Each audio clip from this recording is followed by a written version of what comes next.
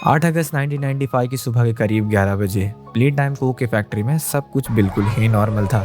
बच्चे खेल रहे थे, मशीनें चल रही थी और एम्प्लॉयज़ अपना अपना काम कर रहे थे, जैसे कि हर रोज़ होता है। लेकिन फिर एक सायरन बजता है। पहले किसी को ये नहीं समझ में आता कि यह नॉर्मल अलर्ट है या फिर कुछ और, लेकिन धीरे धीरे फैक्ट्री का माहौल बदलने लगता है और सभी डोर्स अपने आप बंद होने लगती हैं और लाइट्स ब्लिंक करने लगती हैं। और फिर पहली चीख सुनाई देती है और फिर दूसरी, और फिर देखते ही देखते हर तरफ से सिर्फ भागने और दौड़ने की आवाज़ आने लगती है और सिर्फ एक सवाल, ये यहाँ हो क्या रहा है।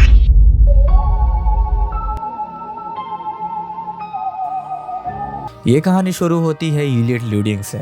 इलियट एक इंटेलिजेंट आदमी था। उसका सपना था कि दुनिया की सबसे बड़ी टॉय फैक्ट्री बनाना, और धीरे धीरे उसने वो सपना पूरा भी कर लिया।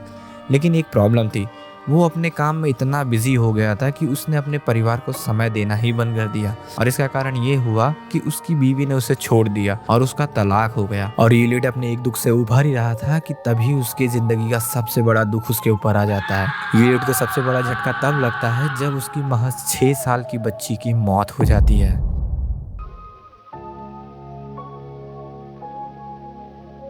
सोचो, एक आदमी जिसके पास सब कुछ है, लेकिन सब कुछ खोने के बाद सिर्फ एक चीज बचती है और वो है यादें। और यूलिट उन यादों को नहीं छोड़ पा रहा था, इसलिए उसने एक फैसला लिया जो किसी नॉर्मल इंसान के दिमाग में बिल्कुल भी नहीं आ सकता। उसने ये सोचा, अगर मैं उसे वापस ला सकता हूँ तो। और फिर 1955 में उसने एक डॉल लॉन्च किया जिसका नाम था पॉपी। ये कोई नॉर्मल डॉल नहीं थी। ये बोल सकती थी, रिएक्ट कर सकती थी और चल सकती थी, और लोगों को ये लगता था कि जैसे ये जिंदा हो।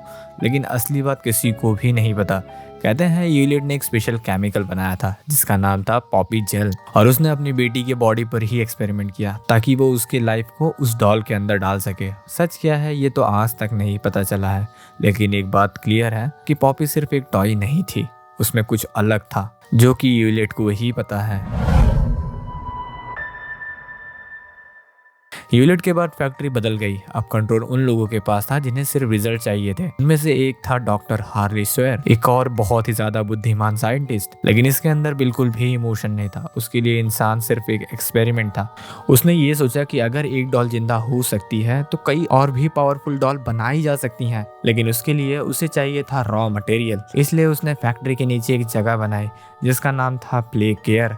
दुनिया को ये बोला गया कि ये अनाथ बच्चों का घर है, लेकिन असल में यहाँ कुछ और ही था। यहाँ बच्चों को रखा जाता था, टेस्ट किया जाता था और उन्हें जज किया जाता था।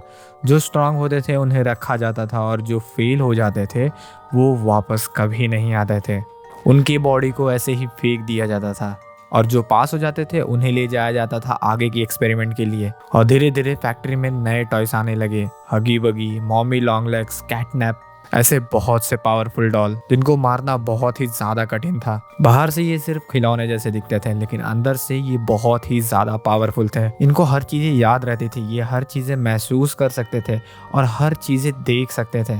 और धीरे धीरे ये सब बदलने लगता है और ये सिर्फ अब खिलौने नहीं रहते हैं। I see you। अब इन सब के बीच एक और एक्सपेरिमेंट हुआ जो कि सबसे अलग और सबसे ज्यादा डेंजरस था। Experiment number 10006, the prototype.